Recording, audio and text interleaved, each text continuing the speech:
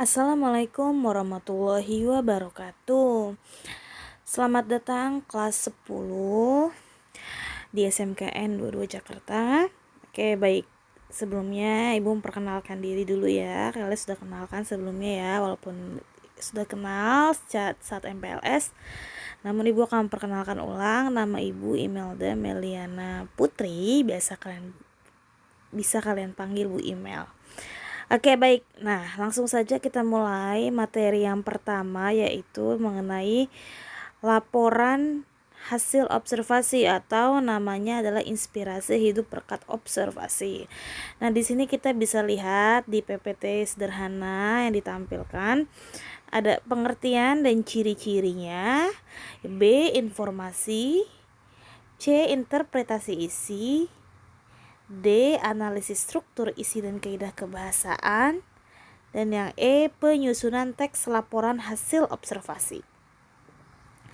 Berikutnya kita langsung masuk kepada pengertian dan ciri-ciri teks laporan hasil observasi. Baik, jadi secara garis besar teks laporan hasil observasi atau di berikutnya akan Ibu singkat ya menjadi LHO, berarti mengenai penjabaran umum mengenai sesuatu yang didasarkan pada hasil kegiatan observasi.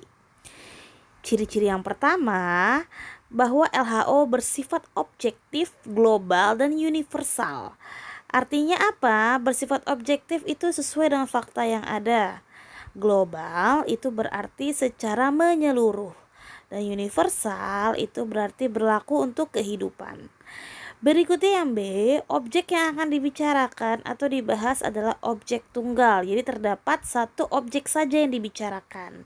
Yang C ditulis secara lengkap dan sempurna. D ditulis berdasarkan fakta yang ada dengan pengamatan yang telah dilakukan. E. Informasi teks merupakan hasil penelitian terkini yang sudah terbukti kebenarannya. F. Tidak mengandung prasangka, dugaan, atau pemihakan yang menyimpang atau tidak tepat. G. Saling berkaitan dengan hubungan berjenjang antara kelas dan subkelas yang terdapat di dalamnya. Baik, lanjut yang B mengenai informasi penting dalam teks laporan hasil observasi. Baik, informasi yang terdapat dalam teks laporan hasil observasi merupakan fakta yang ditemui pada objek yang diamati. Fakta adalah peristiwa yang benar-benar terjadi. Fakta menunjukkan kebenaran informasi dan merupakan pernyataan yang tidak terbantahkan kebenarannya.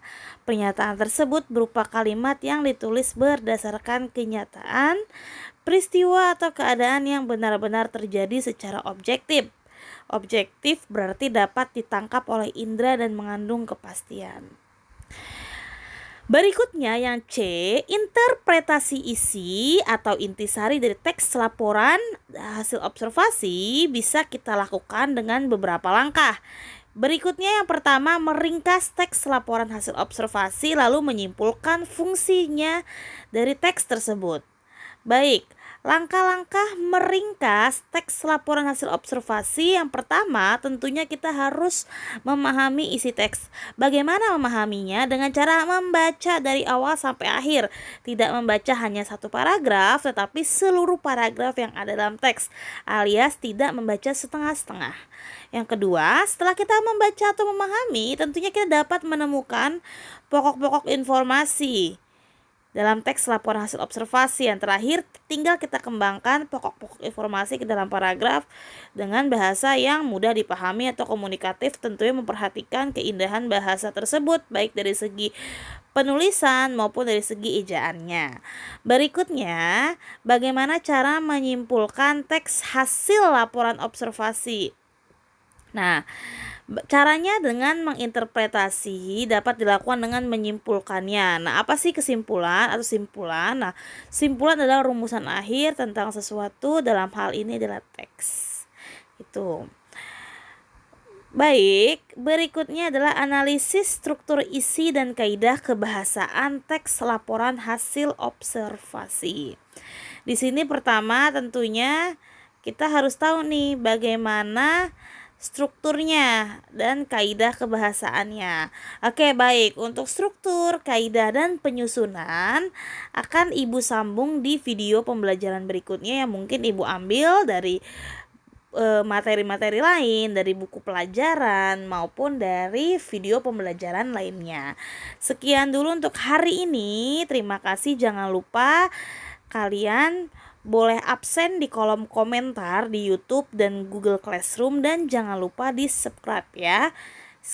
Oke, wassalamualaikum warahmatullahi wabarakatuh.